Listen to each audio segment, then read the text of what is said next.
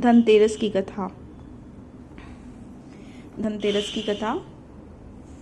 एक दिन भगवान विष्णु मृत्यु लोक में विचरण करने के लिए लक्ष्मी जी सहित भूमंडल पे आए थे। कुछ देर बाद लक्ष्मी जी से बोले, मैं दक्षिण दिशा की ओर जा रहा हूँ, तुम उधर मत देखना। यह कहकर भगवान ने राह पकड़ी तो ही लक्ष्मी जी पीछे पीछे चल पड़ी। कुछ ही दूर पर सरसों का खेत दिखाई दिया। उसके बाद ऊख तोड़कर चूसने लगी।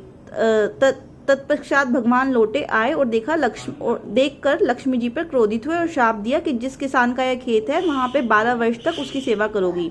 ऐसा कहकर भगवान क्षीर सागर में चले गए। लक्ष्मी जी ने किसान के यहाँ जाकर उसे धन धान्य से पूर्ण कर दिया। तत्पश्चात 12 वर्ष लक्ष्मी जी के जाने के लिए जब भगवान किसान के यहाँ लक्ष्मी जी को बुलाने आए तो किसान ने लक्ष्मी जी को जाने नहीं दिया। तब भगवान बोले, तुम परिवार सहित गंगा जाकर स्नान करो, इन कोड़ियों को भी जल में छोड़ देना। जब तक तुम नहीं लौटोगे तब तक मैं नहीं जाऊंगा। किसान ने ऐसा ही किया। जैसे ही उसने गंगा में कोड़ियाँ डाली, वहां से गंगा में 4 चतुर्भुज निकले और कोड़ियों लेकर चलने को उद्यत हुए। जब किसान ने ऐसा आश्चर्य देखा तो गंगा जी से पूछा कि ये 4 भुजाएं किसकी थी। गंगा जी ने बताया, हे किसान, वे चारों हाथ मेरे ही थे। तूने जो कोड़ियाँ मुझे भेंट की थी वे किसकी दी हुई थी। किसान बोला, मेरे घर में 2 सज्जन आए थे, उन्होंने दी थी।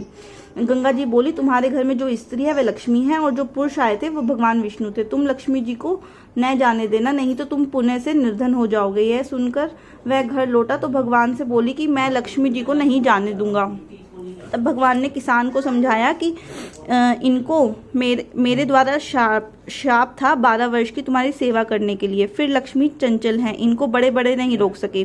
किसान ने हठपूर्वक पुनः कहा, नहीं, मैं लक्ष्मी जी को नहीं जाने दूंगा। इस पर लक्ष्मी जी ने स्वयं कहा कि हे किसान, यदि तुम मुझे रोकना चाहते हो तो सुनो।